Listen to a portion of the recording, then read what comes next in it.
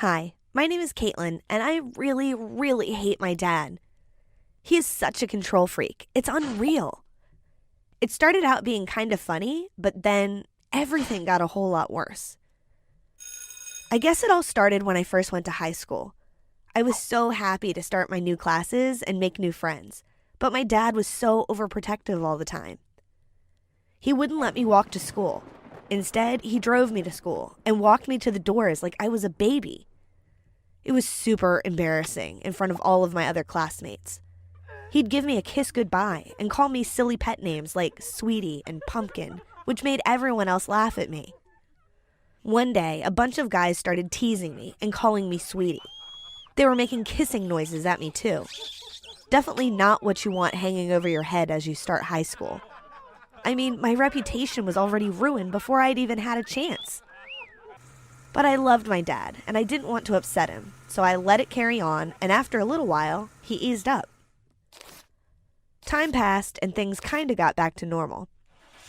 Dad started to just drop me off outside instead of walking me all the way to school. But they weren't. It got worse when this guy at school named Owen, that I really, really like, asked me out on a date. I was so totally psyched to go.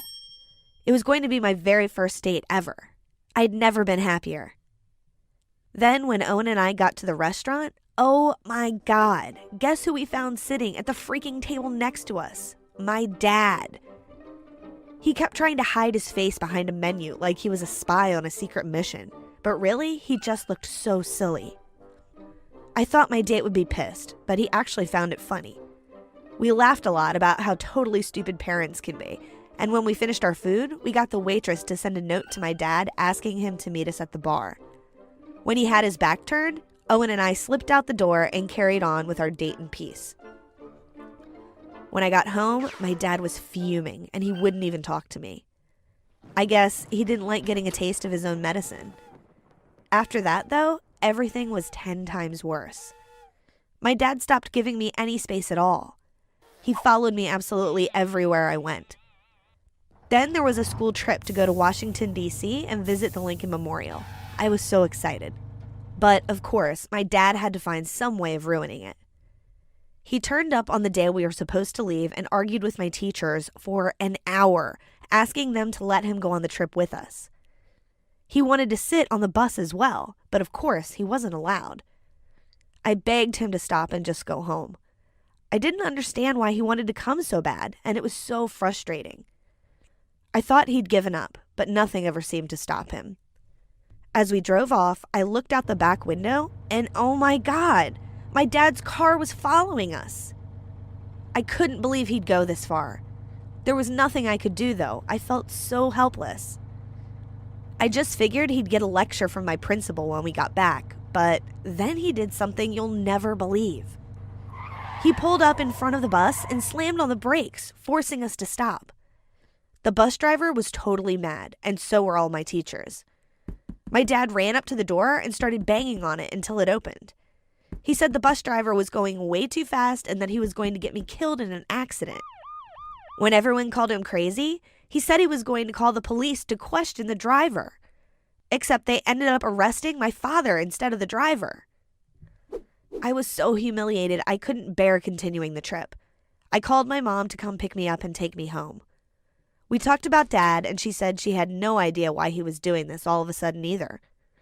I'd never been so frustrated in my life. If I had an answer, then maybe I could understand why my dad, who used to be fun and cool, was being such a bonehead lately. But there was nothing I could do, so I went upstairs to use the computer to try and get some work done. When I saw a folder I've never really looked at before. It was called Ellie. I didn't know why I did it, but I clicked on it, and it asked me for a password.